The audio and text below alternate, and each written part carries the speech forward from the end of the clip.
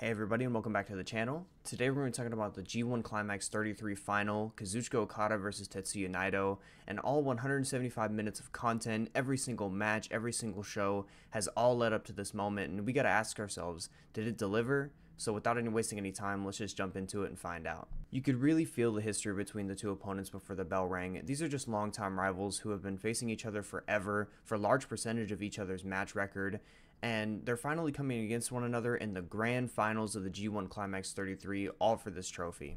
The crowd was so loud, the energy in this building was reaching levels that we haven't seen throughout this entire G1 run, and of course they were that loud.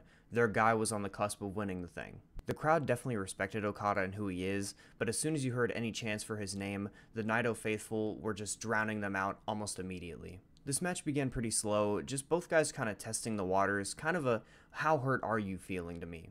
Naito was looking quick, but there was a sense of unsureness in every step that he took that kind of left you wondering how messed up he was from yesterday's match. But don't you worry, you weren't the only one who noticed that, because his opponent Okada did too, and as soon as he did, he immediately went after the head in any way he could, just try to shake up Naito even more. The targeting went up a notch when Bully Okada came out and he just spiked Naito on the apron, and while you knew his game plan before, you were absolutely certain what it was now. It was fuck Naito up. Okada was getting booed for this, but you're Bully Okada. He feeds off of any anti-Okada sentiment, and throughout the match, this all just kind of led to him becoming more and more aggressive, just to be like, fuck you, if this is your guy, I'm gonna put him down.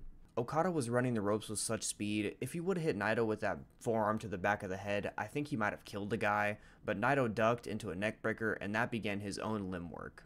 Naito just began hitting Okada with every neckbreaker under the sun. Like, if you were on the mat, he's got that in droves. If you're on the guardrail, no stress, he's gonna drop you off of it. Naito was also matching Okada's aggression when he threw him into the guardrail twice, kind of answering exactly what Okada did to him earlier in the match. There was just no shot in this match that either man would let go unanswered. They would always deliver something just as rough to that same limb back. A good example of that was Okada hitting Naito with a neckbreaker of his own right after the flurry of ones that he was getting hit with before. Okada stepped his violence up even more when he drop-kicked Naito off the top rope, and Naito just came down with such violence and just such lack of body control, I honestly was scared for the guy. Like I said, that violence kept coming, and Okada replaced that DDT on the floor that Kevin Kelly never failed to mention was his best friend with a pile driver, and this just kind of kicked that Naito selling his head and being disoriented and loopy into the next gear. And yes, he was selling it all match long, I'm not saying that he's not, but after this, he was just so much more wobbly and even got knocked out, and Red Shoes had to start a count,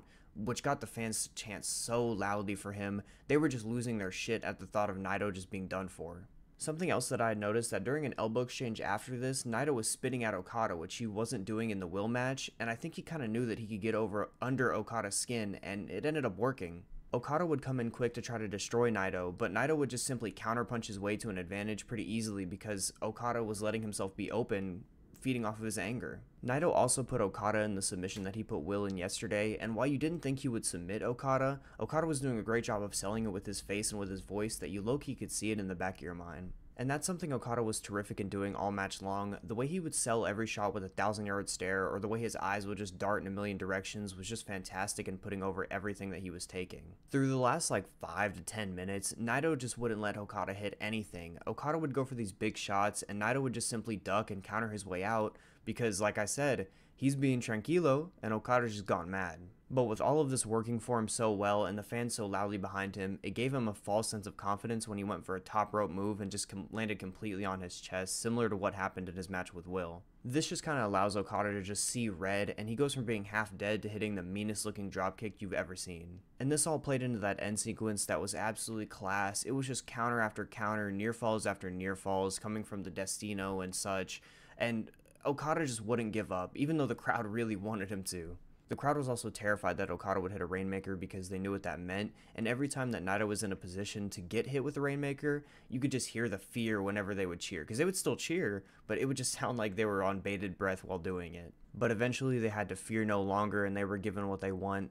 Naito hits Okada with a pair of Destinos to get the win, and it was just an incredible moment. The crowd went just absolutely insane for Naito, but Naito didn't seem to be celebrating.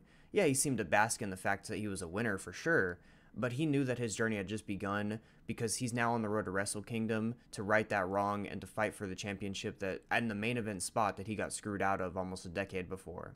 This match was absolutely amazing. I enjoyed the Will match more, just personally, but there was just something about this match that you simply couldn't look away from, and it was just a completely different style that was just also incredible.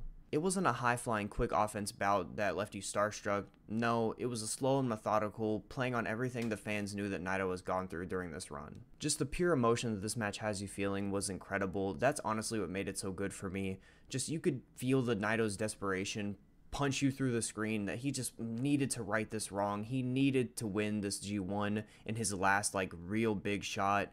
It was just amazing. And I have to mention it one last time, the crowd was absolutely amazing. It was one of the best crowds I've ever heard for a wrestling event, and they were just begging for their now underdog veteran to overcome the wrestler, and I'm so glad that they got what they wanted. And just to wrap this up, it's honestly crazy to me that Naito had such a good match under 24 hours after the Will Ospreay won, and when you just take all of this into account, for me it's an easy 5-star match of the year contender classic.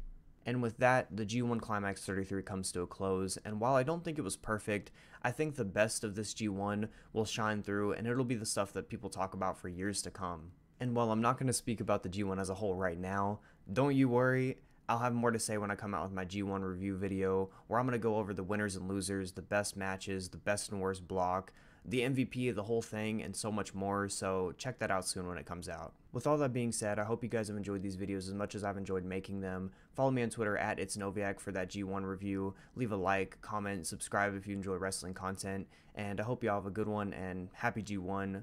Much love. Peace.